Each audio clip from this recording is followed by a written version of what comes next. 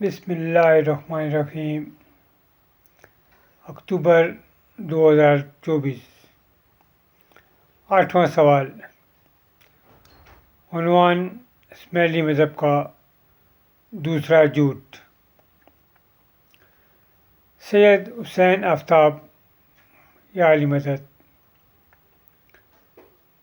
پاکستان میں جتنے بھی جماعت خانے ہیں، ہر جماعت خانے سے جتنا بھی پیسہ اکٹھا ہوتا ہے، نیشنل کونسل کراچی میں خوجہ کو بیچ دیا جاتا ہے۔ بچپن سے سنتے آئے ہیں کہ خوجہ اٹھا بوجھا۔ خوجہ بہت غریب جماعت تھی۔ آج یہ بڑے بڑے محلوں میں رہتے ہیں، آگے پیچھے ان کی گاڑیاں ہیں۔ کہاں سے آیا یہ پیسہ ان کے پاس؟ یہ مریدوں کا پیسہ ہے۔ ان خوجہ نے امام کے نام پر جماعتوں کو بیوقوف بنایا ہوا ہے، اور امام کے نام پر تمام جماعت خانوں سے پیسہ وصول کرتے ہیں،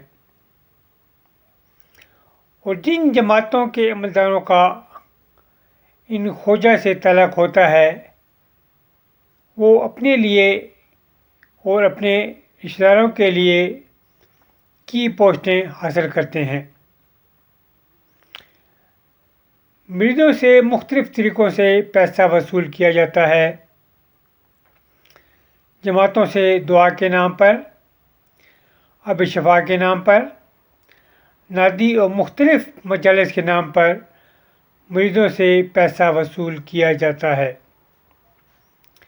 یہاں تک کہ مریدوں کے غم اور خوشیوں سے بھی ان سے پیسے وصول کیے جاتے ہیں۔ مریدوں پر کوئی دکھ تکلیف یا بیماری ہو تو اس کے لیے ستارہ نام کی ایک مجالس کے ذریعہ پیسہ وصول کیا جاتا ہے، اور اگر کسی مرید کو یا کسی جماعت کو پیسوں کی ضرورت ہو تو یہی پیسہ ان کو سود پر دیا جاتا ہے۔ پرنس امین کالونی پشاور اس کی ایک مثال ہے۔ اس کے علاوہ دوسرے شہروں میں اسی طرح مریدوں کو سود پر قرض دیا جاتا ہے۔ یہ مذہب اور یہ امام مریدوں سے علی کے نام پر اور پنجتن پاک کے نام پر مختلف طریقوں سے پیسہ وصول کرتے ہیں۔ آغا خان کے پاس یہ اتنا پیسہ کہاں سے آیا؟ آغا خان کا ایک انٹرویو اخبار میں آیا، جس میں امام نے یہ کہا کہ پوری دنیا میں اس کے ماننے والوں کی تعداد 2 کروڑ ہے، اور ہر مرید اپنی کمائی کا 12.5% مجھے دیتا ہے۔ تو یہ مذہب اور یہ امام نے ایسا طریقہ اپنایا ہوا ہے کہ مرید اس کو مانتے ہیں اور اپنا پیسہ اس کو دیتے ہیں کہ مرنے کے بعد یہ امام ان کو جنت میں داخل کرے گا۔ جبکہ 47 سال اس مذہب میں گزارنے کے بعد اس مذہب اور امام کی حقیقت سامنے آئی، اور پچھلے 20 سالوں سے تدریجی طور پر زبانی سوشل میڈیا کے ذریعے ان اسماعیلیوں کو سمجھانے کی کوشش کر رہا ہوں۔ ان کے مشنریوں اور اسکالروں اور کونسلوں کو کئی مرتبہ چیلنج کر چکا ہوں کہ آؤ پوری جماعت کے سامنے اوپن ڈیبیٹ کرتے ہیں، لیکن کوئی بھی اسماعیلی یا مشنری اس کے لیے تیار نہیں ہے۔ پشاور میں امین کالونی جماعت خانے کی تعمیر ہوئی۔ پشاور سکندر ٹاؤن جماعت خانے میں اعلان ہوا کہ اس جماعت خانے پر 65 لاکھ روپے خرچہ آیا ہے۔ جماعت نے مان لیا، مگر میں کیسے مانوں؟ بلڈنگ نقشہ جات اور ان کا تخمینہ یہ میرا پروفیشن ہے۔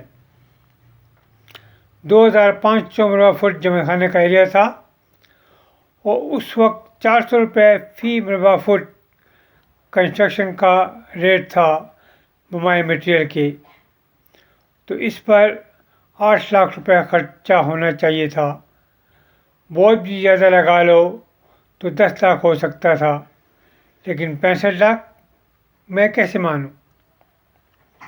میں نے اس کے لیے ریجنل کونسل کو لیٹر لکھا کہ اس پر انکوائری کرائی جائے، لیکن انکوائری تو دور کی بات، جواب تک نہ آیا۔ ریمائنڈر دیا مگر جواب نہ آیا، تو نیشنل کونسل کو اس سے آگاہ کیا مگر وہاں سے بھی باوجود لیٹر اور ریمائنڈر کے جواب تک نہ آیا۔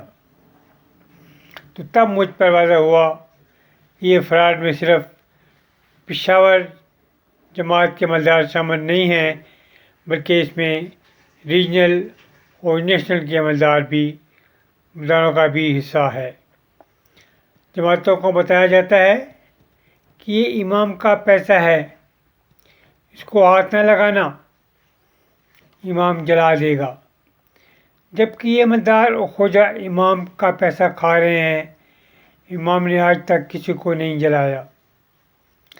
تو یہ عملدار خواجہ کے ساتھ مل کر مریدوں کو بیوقوف بنایا ہوا ہے، لیکن موت کو بھولے ہوئے ہیں۔ یہ اسماعیلی مذہب کا دوسرا جھوٹ ہے۔ سوچو اس پر، اپنے لیے، اپنے بچوں کے لیے۔ محمد نیاز، امین کالونی، پشاور۔